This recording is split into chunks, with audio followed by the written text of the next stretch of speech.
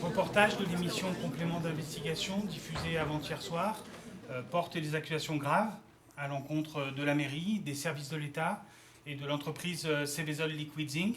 Nous souhaitions sans attendre rétablir la vérité sur le déroulement des événements, la gestion de cet incident et la situation sanitaire. C'est le postulat de départ, c'est ça? Pour vous faire confiance pour établir la vérité à vous et à Seveso Liquids? S'il vous plaît. Ce sont ce reportage et ce journaliste qui ont établi la vérité. S'il vous plaît, Les j'aimerais accusations d'abord... de ce pseudo-journaliste sont sans fondement. Bien sûr. Le postulat de départ, comme vous dites, est que la protection de nos administrés est une priorité.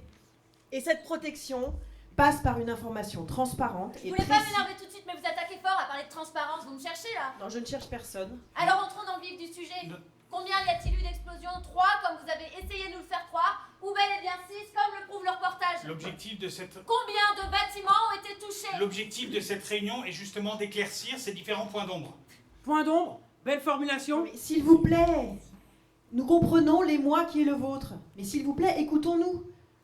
Chacun aura droit à la parole, mais il est impératif de créer un climat d'écoute et d'échange. Sinon, cette réunion ne servira à rien. Vous n'avez rien à dire sur les 6 explosions, sur les produits stockés dans les hangars qui ont pris feu? Justement, j'aimerais pour ça que nous... Non, j'en ai assez, j'aimerais moi aussi que tout le monde ait le même niveau d'information. On n'est pas venu ici pour écouter vos grands-messes là. Il ne s'agit pas d'une grand-messe, comme vous dites. Si cette réunion est organisée aujourd'hui, c'est pas seulement à cause de l'accident qui a eu lieu il y a 1 mois et demi, c'est parce qu'un journaliste d'investigation a découvert des faits graves dont vous allez devoir vous expliquer.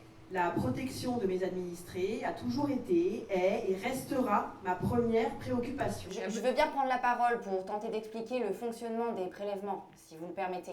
Je le redis, nous exigeons des informations fiables. Et nous le comprenons. Mais ce ne sont pas ces pseudo-journalistes d'investigation qui vont vous en fournir. Pour pouvoir accuser et condamner une entreprise, il faut prouver la causalité. Une simple corrélation n'implique pas nécessairement qu'il y ait causalité.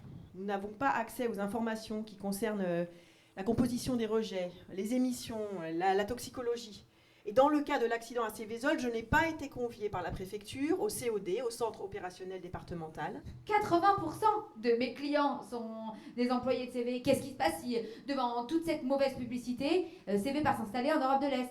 Ce sont de vraies questions. Je sais qu'on a besoin d'employeurs dans la région, que c'est difficile économiquement, mais parfois on se demande si les industriels ne profitent pas de cette situation de chômage important et des territoires en souffrance pour faire accepter des conditions sanitaires inacceptables. Le COD et le SIDPC tiennent à remercier le SDIS, la gendarmerie et la cellule de crise de la mairie. Ils saluent la pertinence et la justesse des POI, PCS et PPI de la plateforme de la ZEDI, sans oublier le REX de la BDD Aria du Barpi. Vous balayez ça d'un revers de main, mais vous avez tort. C'est le fondement même de nos peurs aujourd'hui, ce manque de transparence.